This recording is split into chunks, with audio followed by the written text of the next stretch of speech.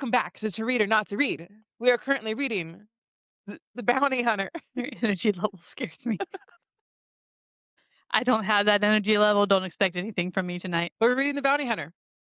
We are on chapters 6 through 10. Math. I'm good. I'm great. I feel like Kirk's rubbed off on you. You're acting like a crackhead now. I was a crackhead before Kirk. Kirk has a very specific level of it. Coming back out. Oh, are you feeling safe enough to do it now? It's only taken 5 years. Tooken's not a word.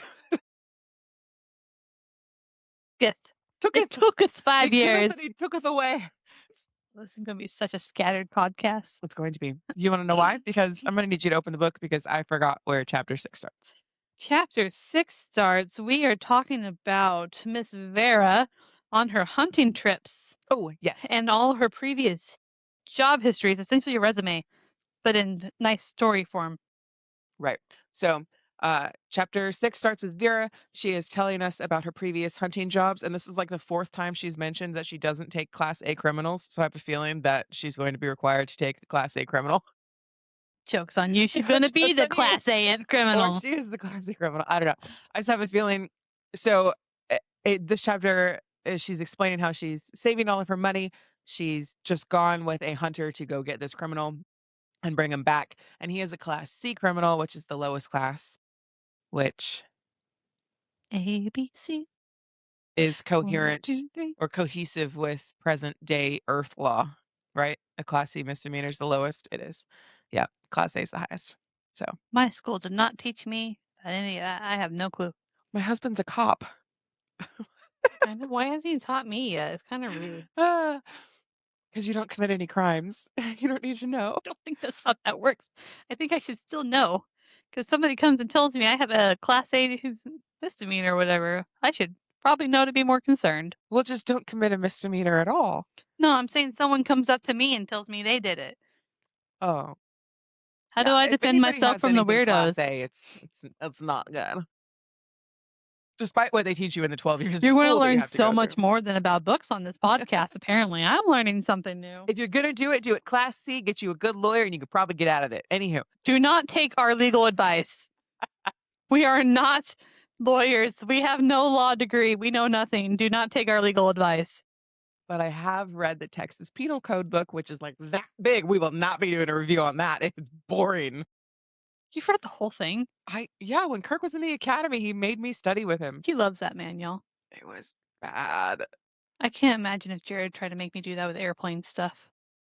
Absolutely not. Texas has a lot of stupid rules. Texas, no. Back on track. Okay, I'm going to start us off because she's being. My head's been split in half this whole week. I went to the wrong pharmacy today, and she's still more crackhead energy than me. Kayla is actually the one on drugs. I'm not. I just love life again. I hate this. Okay. So I like a lot of what's happening here because we're talking a lot about just like, I don't know, it's like very like conversational. It's like I feel like I'm getting to know her and I really like it. Like we're sitting and having a conversation about the jobs that she's had. Like, yeah, this is like the best I've ever eaten. These men like catch food for me and kill it, and this girl's main vibe is food, and she says she really likes going out with hunters because hunters are usually like big burly guys, and she goes, those guys don't skip meals. They don't skip meals.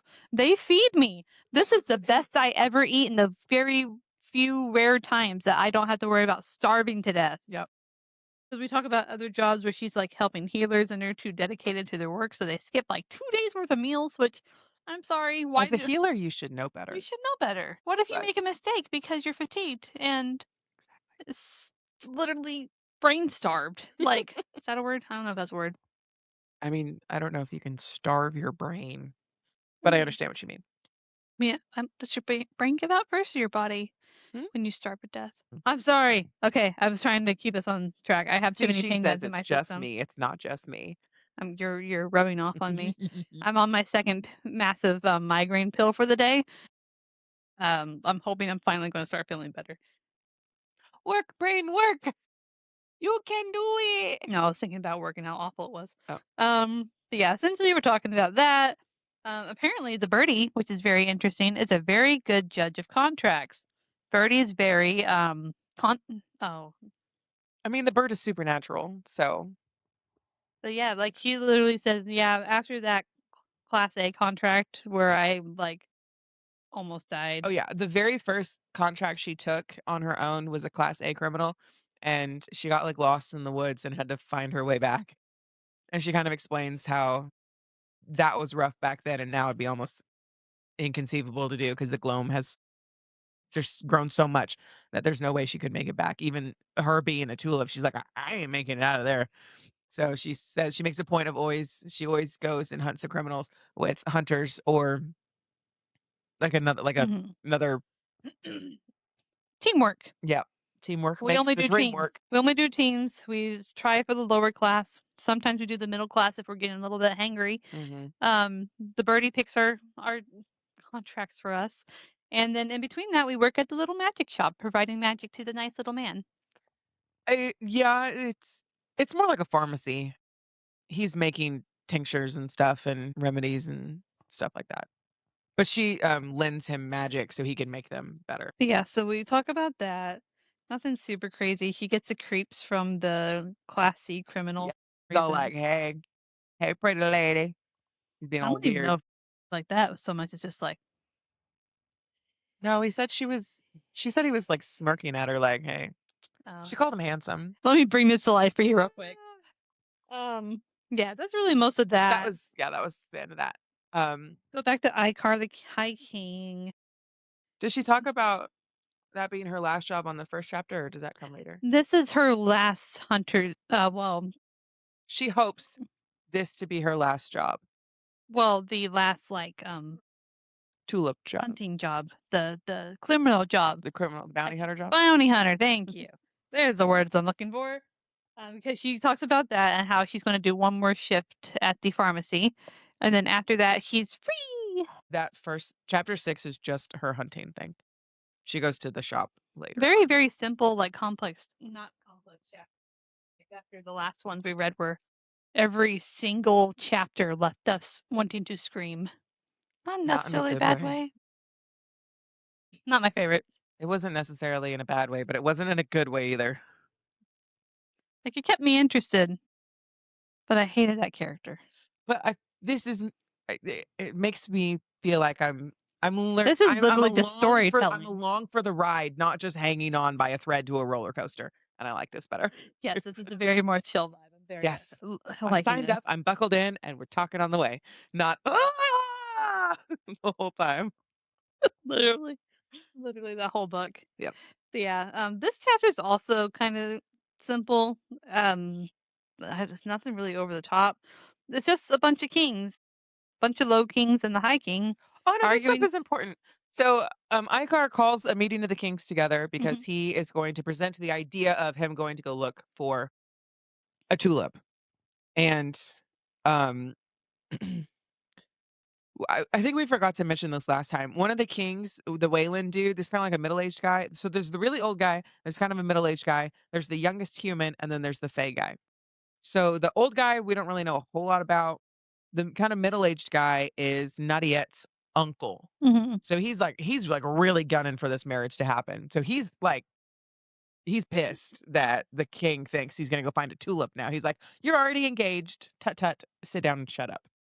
And then the younger one, you can tell the younger one kind of wants to agree to go look for a tulip, but he's like scared. He's like, "Mm."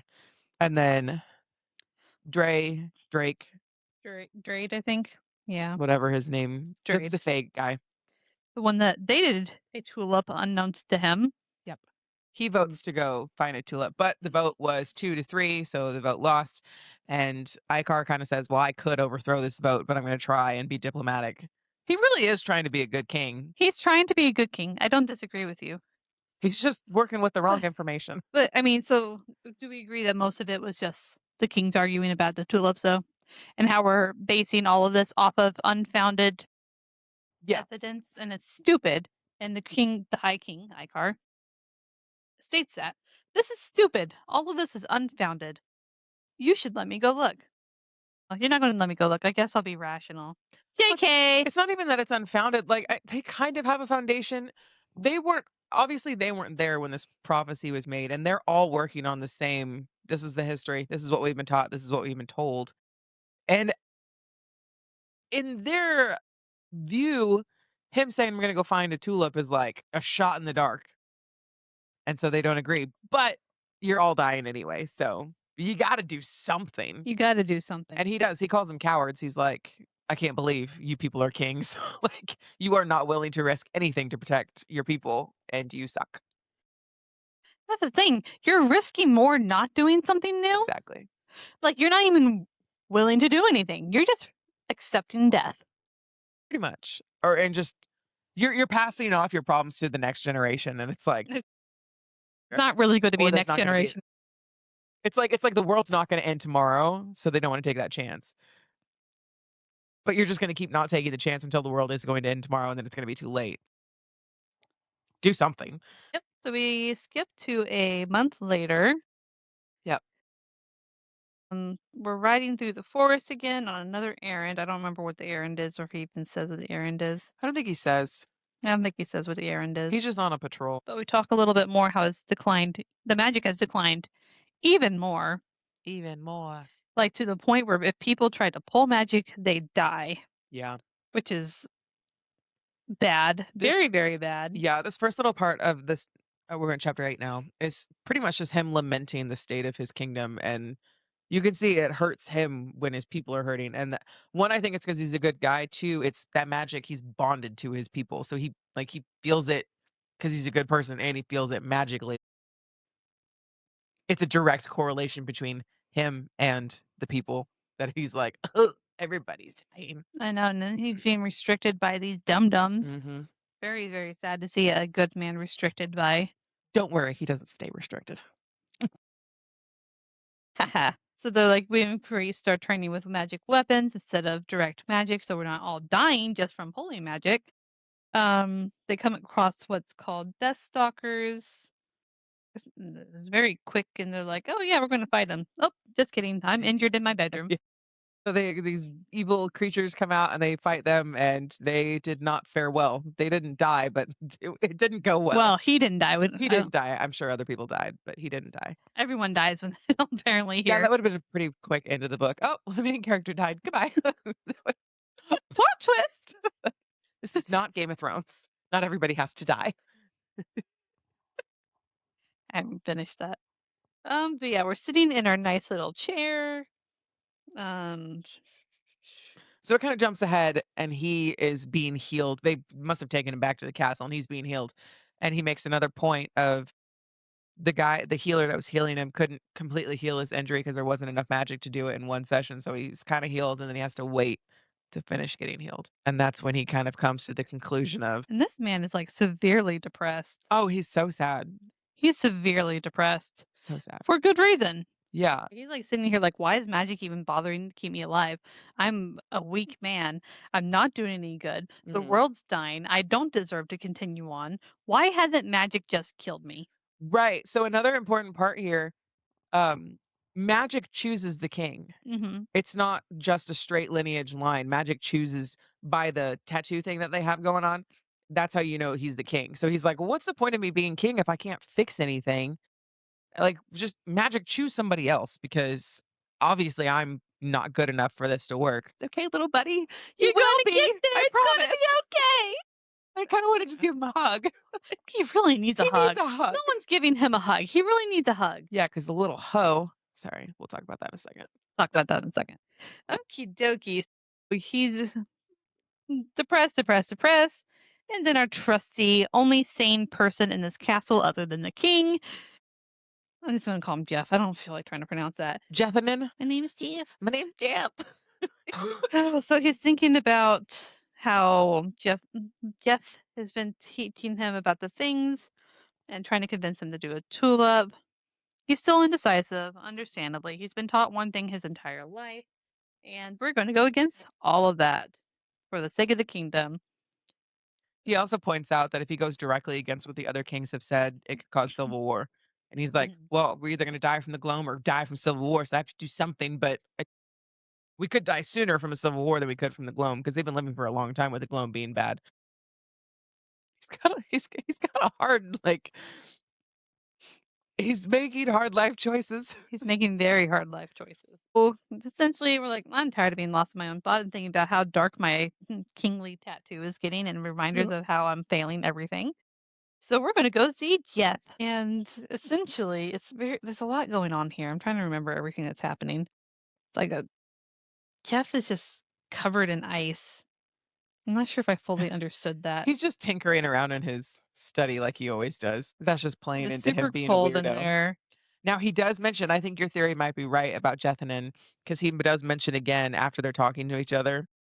Icar is like, how old are you, dude? Like, where did you come from? Like, nobody really knows where he came from or how old he is. So I like your theory of Jethanen already knowing all this and being like, are you gonna be the one? Because every time Icar brings up going and like doing, Jeff gets so happy. He's like, "Ooh, you're listening to me. Here's another tidbit. Here's another tidbit." It's like he already knows all this information. He's like just waiting for him to ask to He's make the drawing decision. out the stray cat that he wants to make Well, into the nice little house cat. and I'm sure it's probably because I mean, Icar has to prove that he's worthy of a tulip. Hmm. So if Jethanen just tells him all the information, he wouldn't. It's not going to help. So I think it's kind of playing into Icar having to be a true good guy. I'm very excited to see where that goes, Yeah, especially with the storytelling that we've been doing. But we need to speed up the pace a little bit because I'm just a kind of scared. just a Kind of smidge. scared we're not going to get to where I want to be. Um, but yeah, so we're talking about the tulips again, of course. Hmm. Um, he's prepared more information from him. We Yeah, talked about how Icar goes they're to Jethanen and says, "You know what? I'm gonna go find a tulip. Let's do it." And so he's telling him and literally the just information. explains the contract like y'all are made for each other. Hmm. You guys like you're literally made for each other. Like there's this bond, magical and possibly attraction. And essentially, like if you don't do this, like the world is going to be taken over by gloom. Like there's no other option really. He kind of explains more about how the tulips will help. So the tulips can recycle the gloam. They can take gloam and make it into Lucian magic. So that's how it.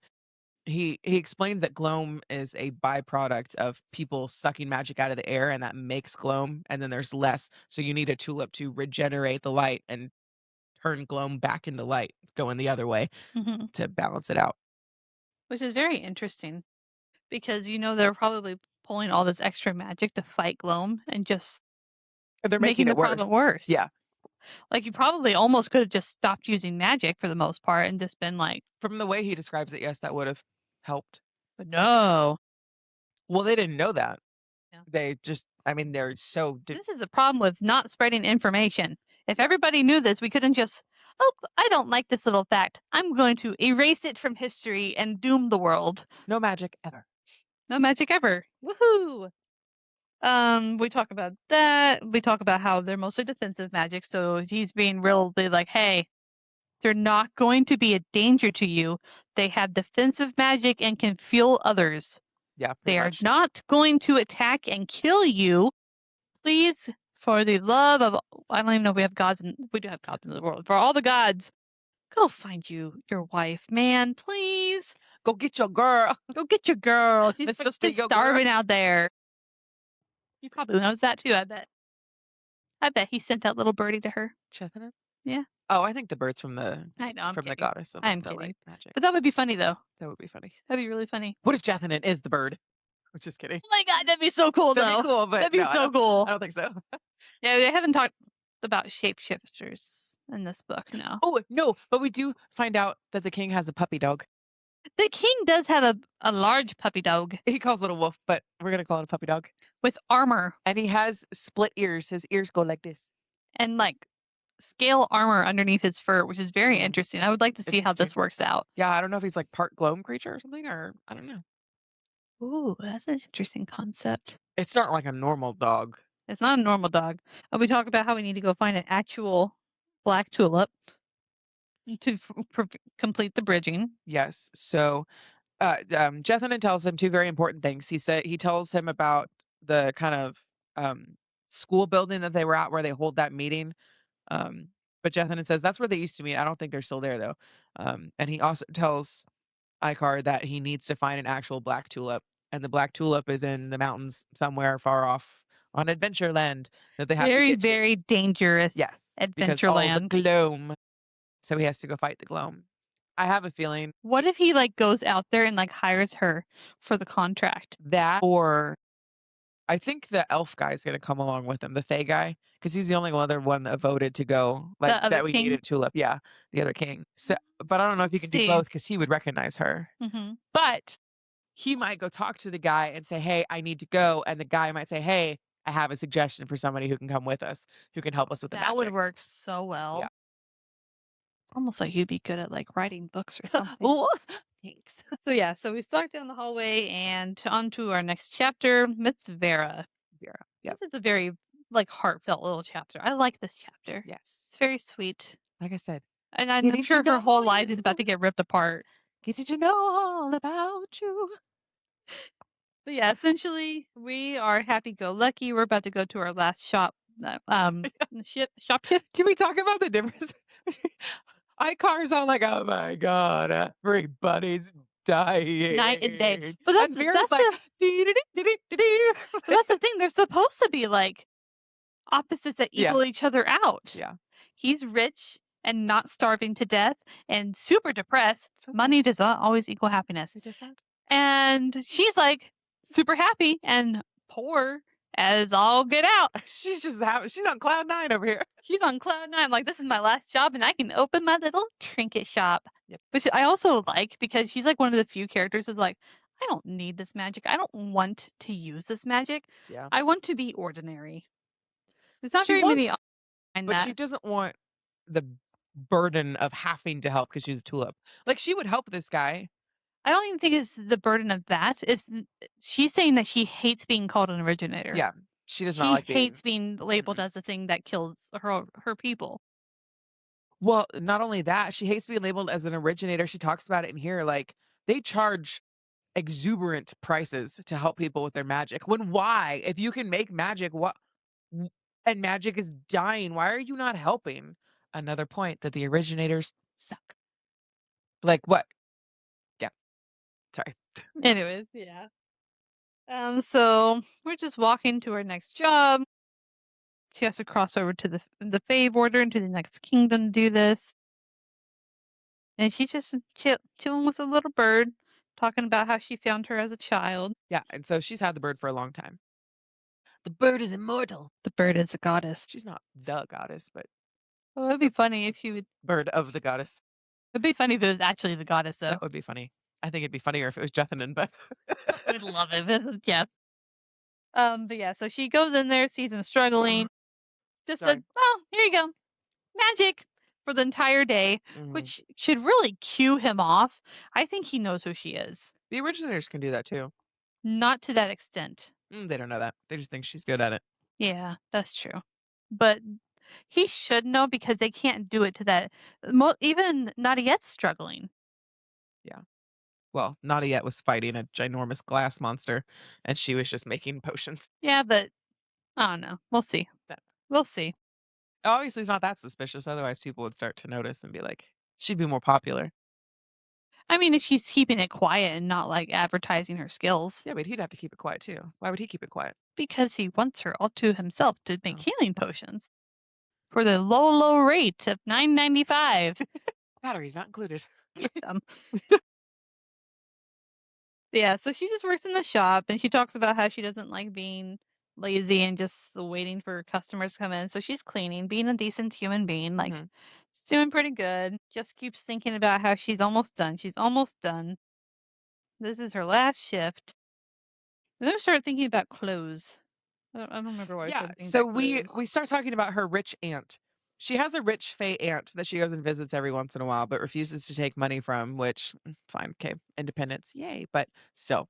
I don't know if the aunt knows if she's a tulip. I don't think so. We don't know this information, so but I don't think she does. We don't know at what age they become tulips. We don't know if they're born with it. We don't know if they're chosen like at a certain time. Like, cause how did she know she was a tulip? Like, who found her and told her she was a tulip? Because she wouldn't be able to see the mark on the back of her neck. I think they Like, had did it she since just birth. start using magic? Was her mom a tulip? Like, there's not generational tulips because her Yeah. mom's dead. How we don't know how we need to. More background. Oh, we love this because they're telling us all the backstory and world building. I need more. I have questions. But anyways, yes, you are correct. So I've been wondering how we decide this too. I'm Yeah. pretty sure they have the mark from birth. I'm like 90% Do they? certain.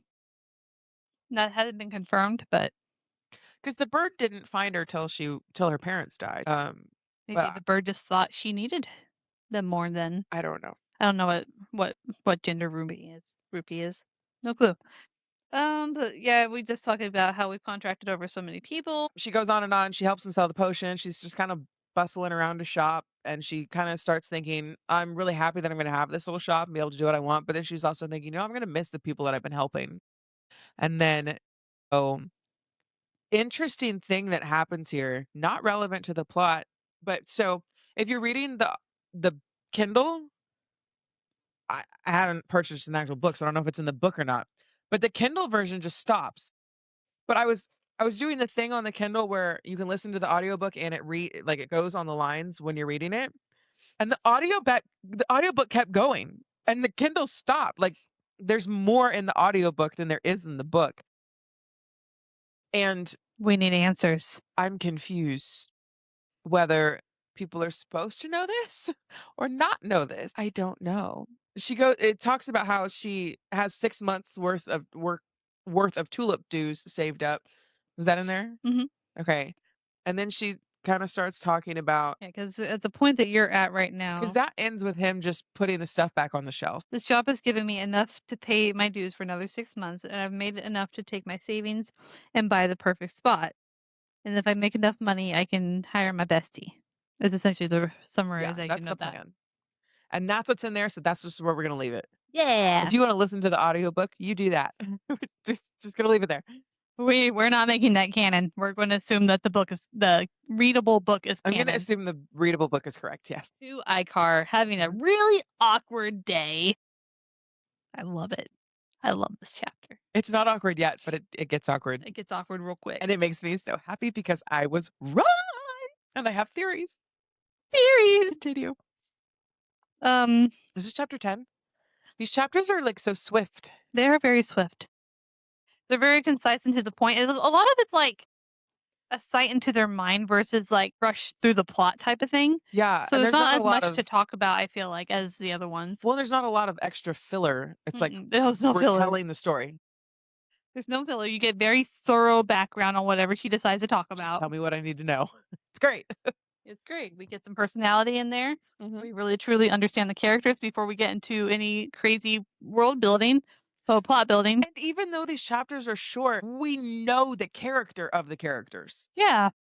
Because, like, at this point, like 10 chapters in, we were still like, who is Ivy? Yeah, we On didn't the even know last who she book. was. Like, We're like, I'm so confused. What is happening? I know Yeah. nothing about this person. Yep. This little twing. and we know the character's character from the character's point of view. So it's Mhm. not conjecture or what other people think about you. It's these are my thoughts. This is what's happening. I like it. I like it a lot. Here's where we start talking. This is where okay. Icar has decided to go look for the tulips. He has made the plan and said, screw the other kings. This is what we're doing. This is what has to happen. But he hasn't told a lot of people because he doesn't want them to know that he's looking for the tulips. One, for the safety of the tulips. Two, because he doesn't want them to know because they voted him down and he's going anyway. So he goes to look for Jethanen to get some last minute information. And Jethanen's room, his little laboratory thing, is completely clean. It's You're spotless. skipping the dog. I'm trying to figure out the dog right now. Oh, The well, dog was in a tree. I didn't realize that. yeah, he's a weird dog.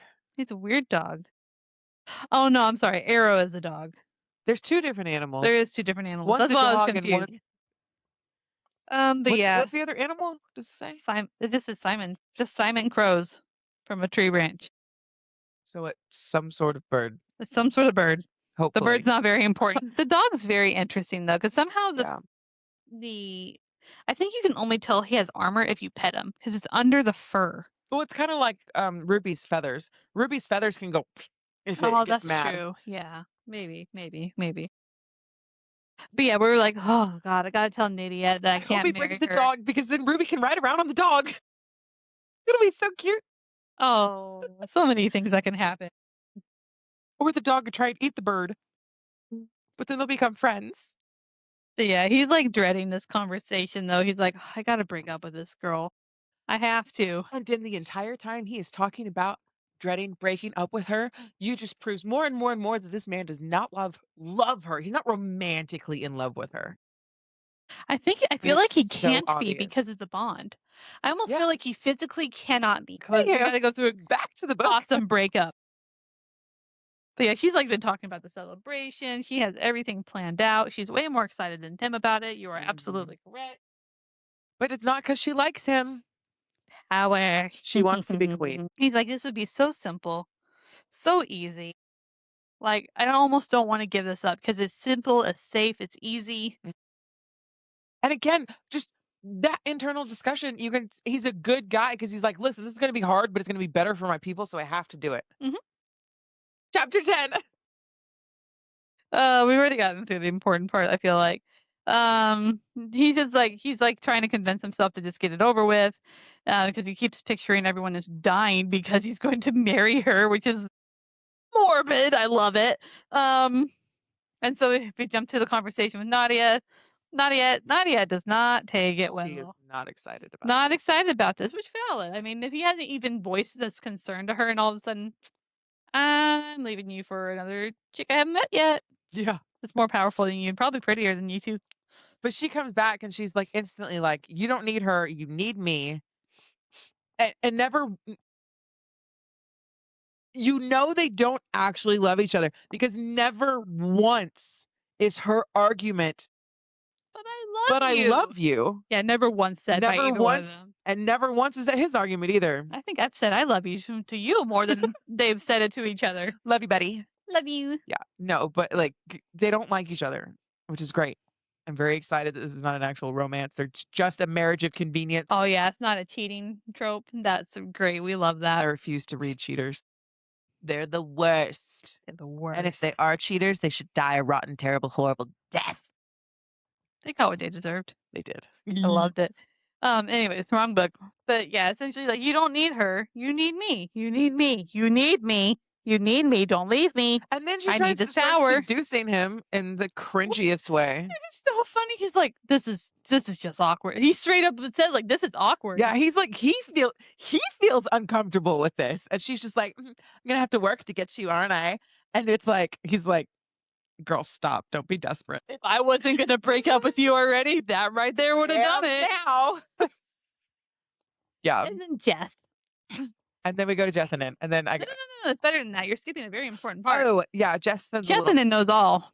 Jeff sends a little note like right at a convenient time and says, "Hey, I need to talk to you," and he's like, "Oh no, I have to go do king stuff. Sorry, bye." He knew. Jethanen, knew. I'm sure. He knew. He's an all-powerful wizard. I'm very interested in the side character of Jethanen. I know. I love whenever I'm obsessed with a side character. Don't kill him. It's too late, Christina. It's already been written. Whatever is there is there. There's more than you can go back. Listen, You already edited the book. you can edit this if he dies. Don't kill Jethanen. Don't kill the dog. Don't kill the birds. Okay, those are the rules. Those are the rules. Jethanen says a note says, "I need to talk to you." And Icar goes to Jethanen's room and it's clean. And he freaks out and thinks that Jethanen's dead because that's the only logical conclusion to this man's room being clean. I don't think we've really harped on that very much. This man is always experimenting, very much evil science. Well, not evil, mad scientist mode, just dirty everywhere, experiments everywhere, terrible smells happening constantly. If you've seen Sword in the Stone, very much like Merlin's office thing is all the time, and the little hut that he's in the first time, and then they it's very much like that. But I thought Jethanen was kind of older. Jethanen doesn't look old. He looks young, but young. I said I've gotten the vibe of middle age ish. Well, he says he kind of like does this and thinks about it and says it makes him look a lot older than he appears to be. So I'm thinking like mid-20s ish, the same age as him. What if Jethanen's the bad guy? Girl. No, I'm moving on from this. I'm not even going to entertain this idea. She did say she had a twin brother. Or she had a brother. No, he's older than that. He's absolutely older than that. No, not Vera. The Night Queen lady has a brother. No. What if Jethanen's a bad guy? Nah, why is he experimenting with magic? He's had all of his life to experiment with it. Well, I don't know. People like to do plot twists. No. Stop it. Hopefully Jessamyn's I'm not a going bad to guy. bonk you on the head. Hopefully Jessamyn's not a Stop bad guy. it. Continue. He's a cute little fluffy freaking bird. He's adorable. I will fight you over this I one. didn't write it. You're trying to! Stop it! You're not writing this book! I said, what if? I know. I'm just Stop trying to it. prepare you mentally. Stop it. Stop it. Anywho, so the room's clean, and he's very scared that Jessamyn has been murdered or kidnapped. And then Jessamyn comes in, he's just like, he's like, howdy. What you doing, buddy? straight up April Fool's joke going on Yep. here. I'll get to that later. It's That's the third. You're not allowed to do April Fool's jokes anymore. No, but I read this on the first. So yeah, he's just like, hee hee. You don't think I'm capable see of anything in the room, can you? Well, not even that. He's like straight up playing along with it. Like, you don't believe I can clean? I'm so offended that you don't think I could tidy up once in a while. And then the illusion flickers, and it's great. Yeah, it flickers, but I don't know if Jethan did that or if because so it's all clean and it goes, and he can see the mess because he says he can like feel the mess, not like touch it, but he like it feels like the room's still crowded. It's not like an echoey like room. But then he kind of flickers, and Jethan is just going there going. Literally, like he's not even exaggerating. That's almost exactly the way what he's doing. And then so he's like, dude, what'd you do to the room? And Jethanon goes, it worked! Yay! And yeah, then And he then- disbands the spell. Yep. So he's put a spell over the whole room to make it look like all of his stuff is clean and gone. Yeah, but he was just testing it so that our king can have his little hidey spell to go and find his little tulip. Yep. Which I'm very, very excited for. So Jethanon has made a little potion thing that mimics. Apparently, the Fae can do like an illusion spell on them and make them look different. I just had another idea. What if the Fae guy that goes with him possibly makes himself look like a criminal? And I don't know. There's so many options. I'm so excited to see where this goes. We might need to read more than 5 chapters at a time. Anywho, back to the story. So the little illusion-y potion thing will last for 3 weeks, so he gives them 2. So they got 6 weeks to get this done, which seems like a very tight timeline. But maybe he doesn't have to do it after he goes out. The king can't be away that long either, though. Well, yeah, they have to go to the mountains of Tulip and come back. It's going to take a while. Yeah, but the king can't be away that long. The kingdom will fall apart. Jethanon can use his little illusion-y thingy and pretend to be the king. He didn't have the personality to pull that off. So what if he... Is Jethanon going with them? It didn't sound like it. But then why did he cloak his room? To test it and like to Oh, show it was him just that to it test worked. it? Okay. Yeah. I thought he was cloaking his room. Is Jethanon not going with him? Well, No. because at the end he sends Icar sends a note to 2 of his people that are going with him. To Darby and Rose? We leave at sunrise. We ride at dawn. Literally. And that's where it ends. Scene. We finally got there. It only took like an hour. Vera's just on cloud 9, ready to retire and just live a normal life. No, she's gonna have to go on another adventure and fall in love with a rich man. Oh, this is so terrible. But she doesn't know that. She's over it. She just wants to be done. But unfortunately, girl, I think you have a little work to do. Sorry. Just, problems of being a main character. And Mr. Doom and Gloom is ready to go find his wife. Wifey get him so long. It's been 200 years.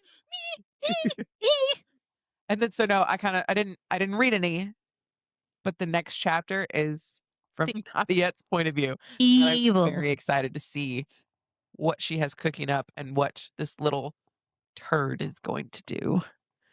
Hell hath no fury, like a woman scorned. So I'm excited. Next week, on To Read or Not to Read, we'll be reading chapters 11 through 15. And we're going to find out things. I'm excited. Anywho, next week on To Read or Not to Read, chapters 11 through 16 on The Bounty Hunter, book 1 of the Tulip Chronicles, Black Tulip Chronicles. Oh, and this is completely irrelevant to the book, but this book just came out. It came out in February of this year. It was released. Its release date was February 3rd. This one? Yeah, I thought you said the second one's already out. it is. She must have released them all at the same time. Oh, nice. That's nice. I applaud you for doing that. I did not do that. And I'm sorry, readers who've already read the first book. I'm working on it. Kayla gets it chapter by chapter as I write them. Okay. Bye.